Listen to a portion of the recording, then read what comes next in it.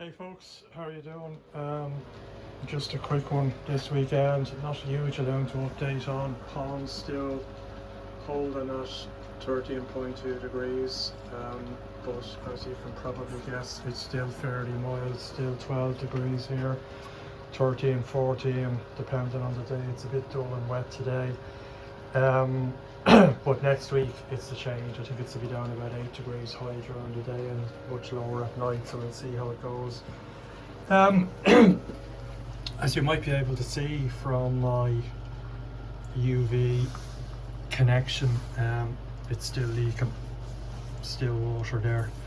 I did put some Tech 7 on it. If any of you saw the videos of the skimmer line issue I had outside that was just seeping water, I think Tech 7 is great, but or any sealant, but once you have a hole where water's seeping through at any rate, it doesn't seal, and that's it. I got away with it a couple of times. It's been seeping over the last few months, and you can see it's messy,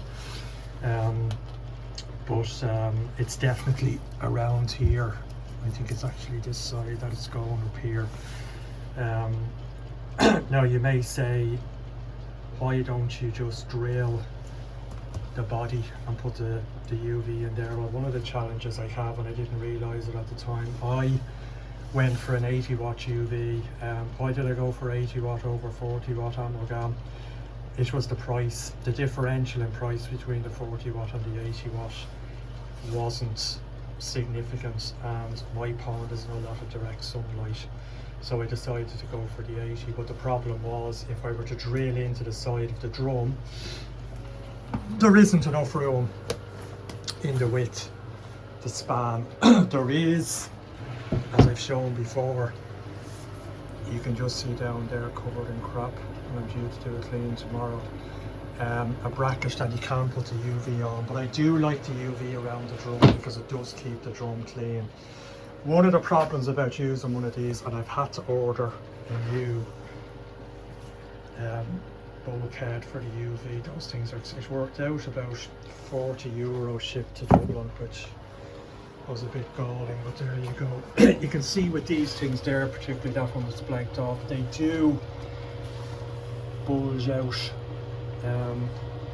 which doesn't help the sealing. And I think the problem, well, I did put Tech 7 on this, I didn't put enough on it, and I think if you see this one, what's going to happen is the water pressure will bulge it out, and it's in, I have this tight, it's probably not in as tight as I wanted to. And probably putting sealant on the outside is not doing an awful lot. So what I was going to do with this one was just focus on putting the sealant. So I'll push that in as much as I can get it. Then I'll put some Tech 7 in. Then I have this, it only gives you one rubber washer, there's none for the outside, but it probably doesn't do an awful lot. Stick that on, maybe another bit of Tech 7. I might even put a bit of Tech 7 around the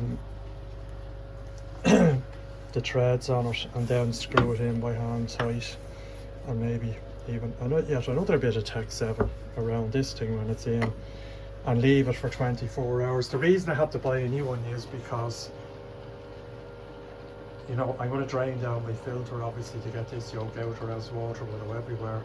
So I need to have something to put back in, and I think putting Tech 7 on the inside, it might work maybe, but I wouldn't chance it, you know. So I bought a new one, and I had an end cap there anyway rather. So I'll give this a try, but as I say, I'll focus most of my Tech 7 on the inside, and two advantages. I think that's where most of the pressure is, and the other advantage is that it will look a lot better than that. Not that anyone's staring down on me. So that's it. So I'm going to do that now. I won't bore you with the Tech 7, and then tomorrow I have to do a bottom drain flush, and I'll use that opportunity to drain down the filter. I'm already filling up the back piece of the pond, the 1800 litres that I'm not currently using in the winter, so I'll have near enough 1800 litres in there to replenish when I drain down the filter. So that's it. I'll get tech 7ing and I'll talk to you in an instant. For you, but will be 24 hours later for me. Cheers. Back again, folks. It's Sunday afternoon here. It's a nice day actually, as you can see. It's sunny, but it is quite cold. It's 9 degrees compared to what, 14 or 15 degrees we were getting. So definitely a much colder evening than we had, or night than we've had in the last few weeks. Got down to about 4 degrees overnight. You can see the leaves. It's the trouble. Trees are great until this time of year. There's leaves everywhere, and I did buy a leaf vac, and I've gone around the garden several times, and then the next day with a bit of wind I may well not as bothered. So today the plan is to do a bottom drain flush that I do every 2 to 3 weeks anyway, and I'll do that in that. Just look, these things here that I secured the polycarbonate, 90% of them are great, but there's the very odd one that keeps opening on me. I have loads of them, so I might just replace the few. I don't know why that is. There's the very odd one. There's another one over there, and there's another one at the front there. But anyway, so yesterday I filled up the back of the pond, so I don't use that in the winter, as I mentioned before. It's about 1800 litres.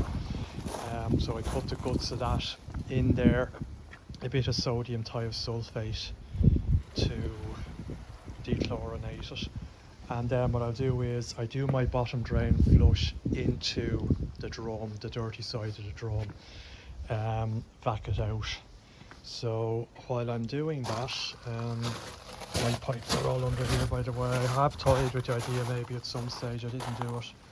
I could obviously put a bottom drain flush in there, 2 bottom drains, but didn't do that. And it seems to be working well enough for me anyway, so just heading into the filter house. So I have, I wanted to replace that, as I said earlier.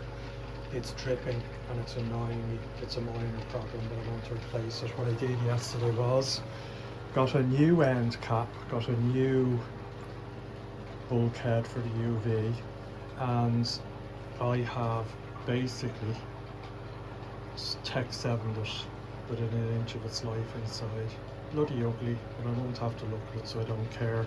I think the problem is when I did that one, I screwed this thing in and I put a little bit of tech 7 on both sides, which obviously wasn't enough, and I've since put loads of tech 7 on the outside of that, which has done nothing.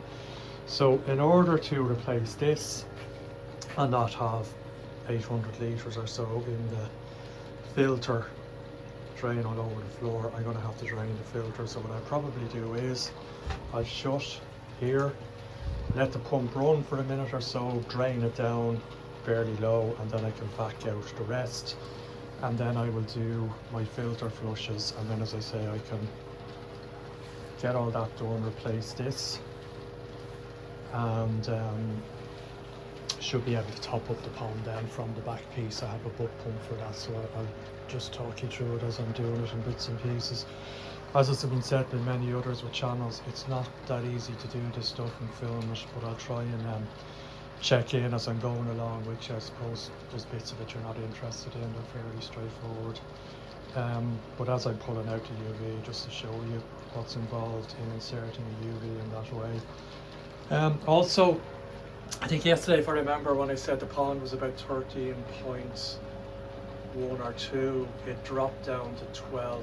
It's gone up 0.2, so that's a fair drop for that volume of water in less than 24 hours. This morning it was 12.6, so that's going to go down a fair bit over the next week or so. I think we're getting into our normal November type weather, you know, of sub 10 degree days and near 0 nights. So that's it. So I'm going to get started draining down the filter, and I'll check back with you shortly. Cheers. Right, filter drained down. What I did was I just closed the 3 gate valves, let the pump run. Had to disconnect the pump from the control, because if I left the control panel on, once the water dropped, it would have started washing, so I had to just plug it in directly to the mains, let the pump run, and it drained down. As soon as I got a hint of it sucking air, I just turned it off and had to close the valve, because if I didn't close the valve, the filter would fill up again, as it's a gravity system through the returns. That's the way gravity systems work. Just looking here, you can see my media there. I have the recommended maximum for that filter, which is 150 litres. Now, by my reckoning, I would say I'd easily get another 50, if not 100 litres in there if I wanted, and I may do that yet. But it is dry. I don't want to keep it dry too long, so I'll crack on. You can see the flush pump down there, so that sits in the media chamber, and that is what's used to do the nozzles. And this, as I said before, is the solenoid valve because there's a separate flush drain gully flush nozzle that the water goes along here. It comes from the same pump. That's only set up to operate every 10 washes. I've also drained my dirty side, so you probably, I don't have my torch on, I can't see it, so you probably no chance. Nice and clean. There was a bit of settlement in there, as there always is, but and you can see the UV down there. So I'm going to stick this on the tripod and just show you. The UV is long. You can see it goes right across the other side there. As I said, drilling into the side doesn't work because it's too long, and I need that extra bit of width. So I shall now stick this on the tripod and proceed to take the UV out.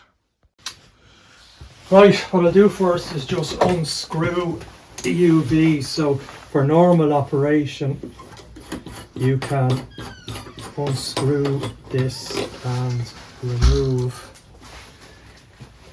the whole bulb unit. And in fact, what I might do is just take it out here for the first of all and remove the whole. The trick is, folks, not to break anything here. So that's the length of the UV, you can see. Now that's the bulb, and I don't want to touch that with my hands, so I leave that. Where will I leave that? Maybe just leave it across there for the minute, it'll be okay. And then try and get, there's a rubber grommet here, you can see, a rubber washer, and then out pops the quartz sleeve, and that's already, it's not too bad. I've seen worse. It's also spring in the end of it to give a bit of buffering. So that's out. Now what I'll do is, I'm going to reuse this. This is my new one. So I shall put this in like that. Oh, shit! Excuse my French, but yeah, I didn't expect that to go through like that, but it does. This is a rubber washer on it. That's interesting, isn't it? Yeah, it goes into the rubber washer. I thought there was a little lip on that to stop it doing exactly that, but obviously not. I'll probably get the other thing up, so that goes up there. And then I can put this up over here. It's might be able to let it goes on fine there. Now that's not exactly. Okay, I didn't break that, and then we can put our bulb back in. Now the other option I was told for this UV, well, there's three options. One is doing this, which is obviously what I've done. The other option, I hope you can hear me because it's I'm a bit away from the camera, but the other option, that's tight there now. The other option was to put the UV in from the other side. It can actually go through in under the waste chute and right through into the centre of the drum. But the problem being is that if I done that, the bulb is too long to get it out against the walls, so that wasn't an option. And the other option, as I showed you on the first video, is the bracket in here, but I do prefer it in here. So now what I'm going to do is tighten this up.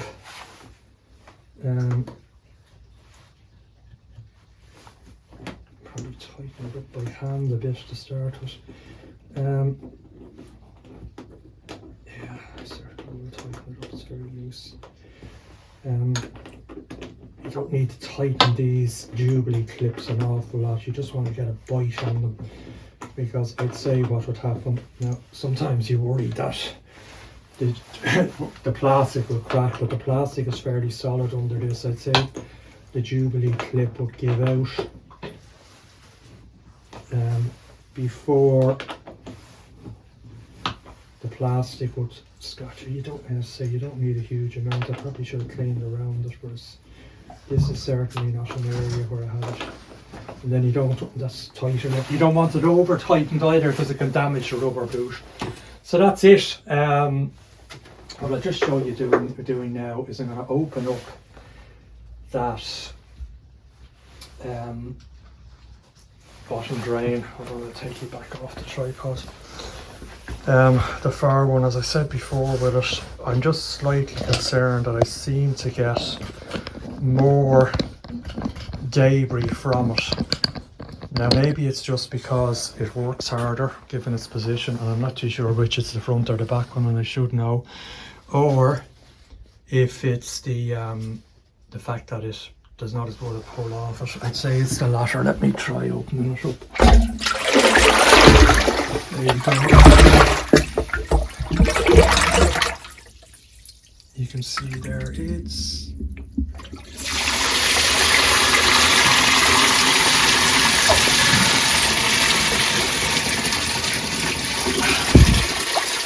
it's fairly dainty now, you can see.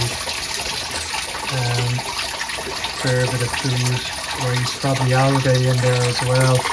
And then you can see the cleaner water coming to the drum.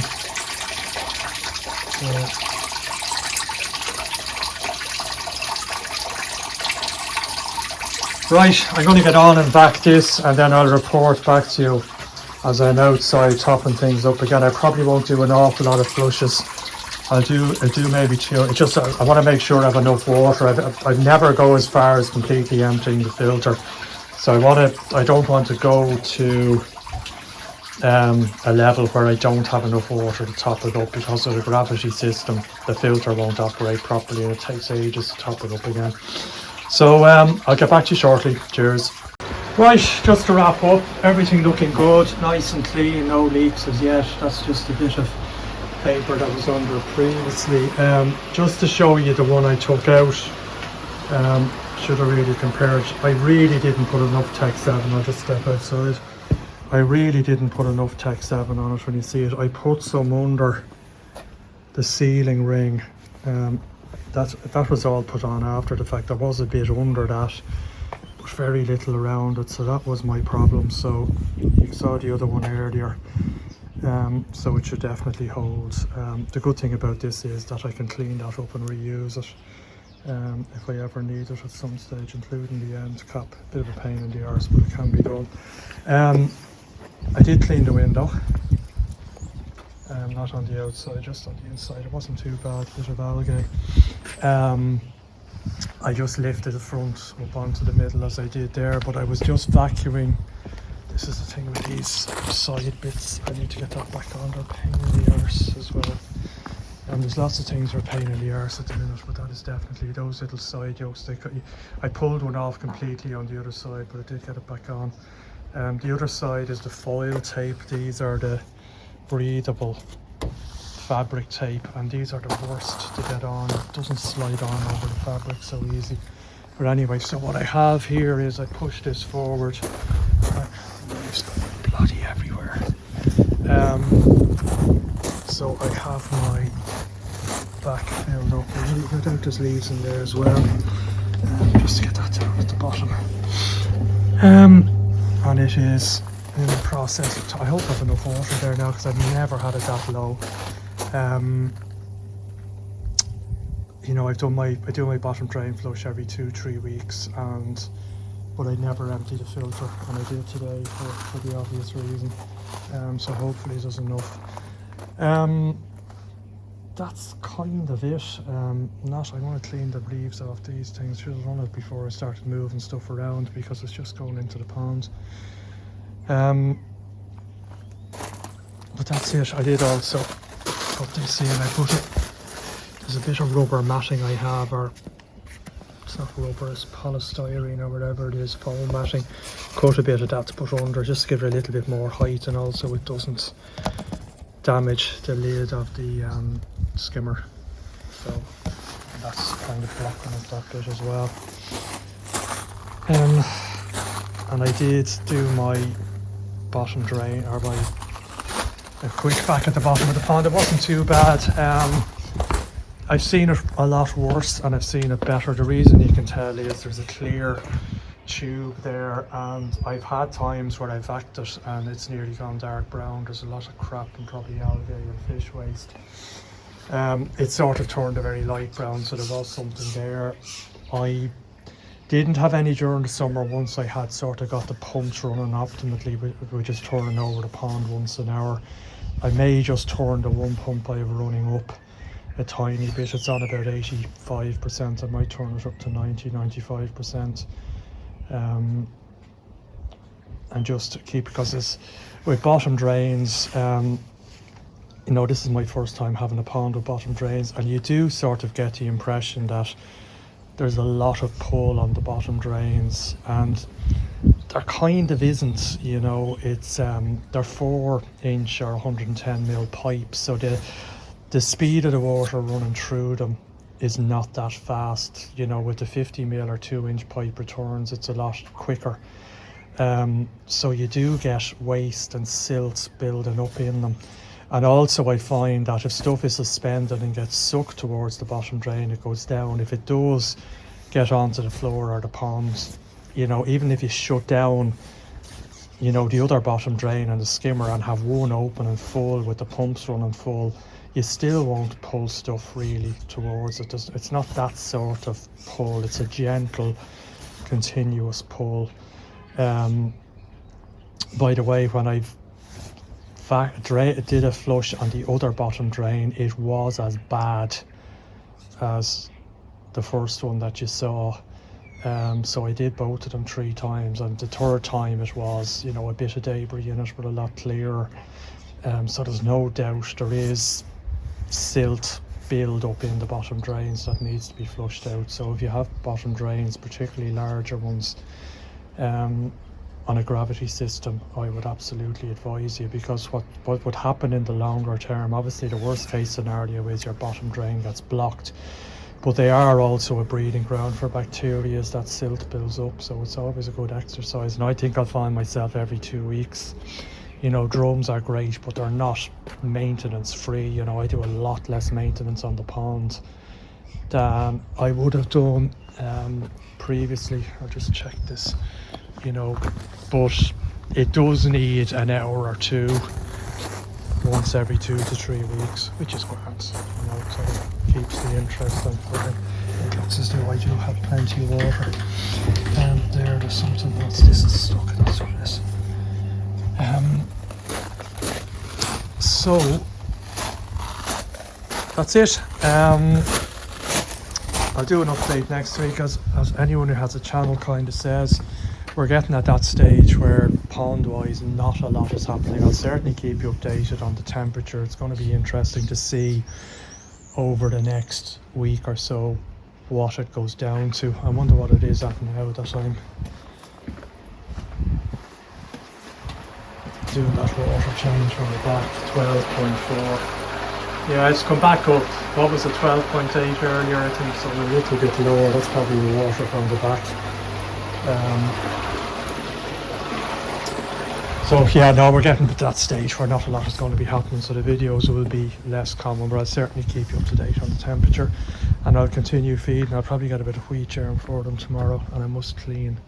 Might give the outside of the window a quick clean as well, because they're still very active. Even in the morning, as soon as it's daylight, they just congregate around the window like that. It's not necessarily that they're looking for food. Well, they probably are looking for food, but not just because I'm here.